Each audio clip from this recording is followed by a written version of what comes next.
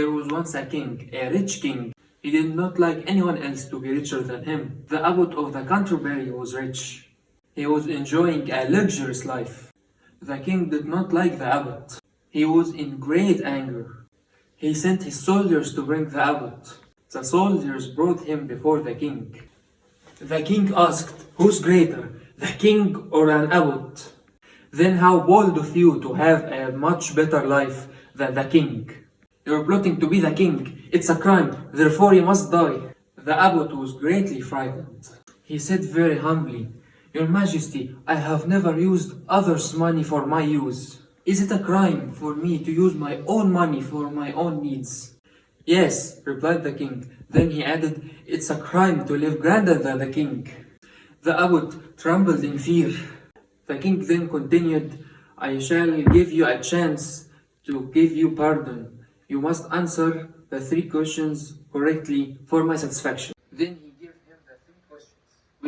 "Tell me how much I'm worth. How long will it take me to travel around the world? What am I thinking now?"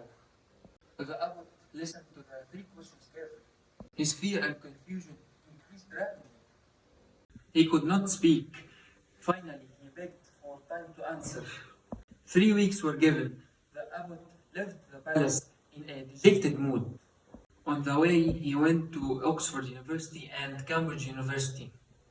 He met great professors and educated people.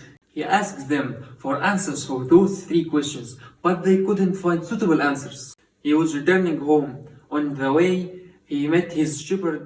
The shepherd asked the abbot, "Why are you so sad, my master?"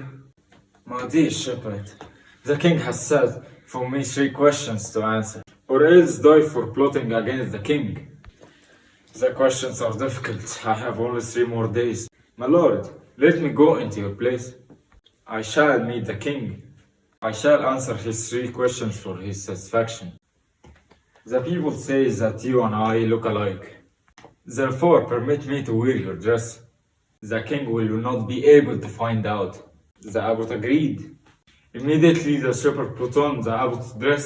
He then went to meet the king. The king had not expected the abbot too soon. He couldn't tell the difference between the shepherd and the abbot.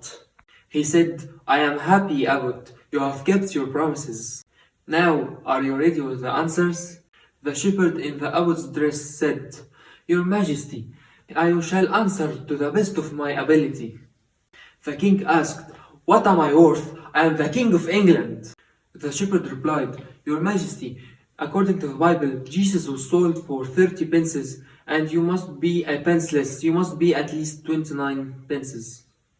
The king had a sense of humor. He started laughing. After some time, he asked a second question, "How long will it take me to travel around the world?" The shepherd said, "Your Majesty, you have to rise with the sun, ride with it the whole night, and then you will be able to go around the world in 24 hours.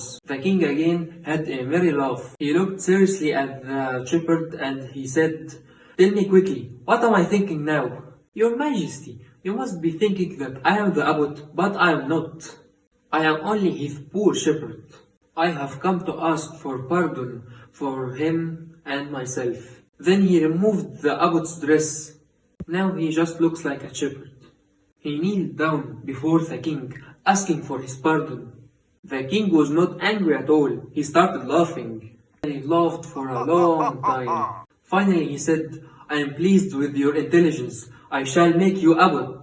But the shepherd said, "Your Majesty, I cannot write nor read. I cannot become an abbot." The king then said, "I shall give you £1 a week as long as you live. Go home and tell the abbot I have forgiven him."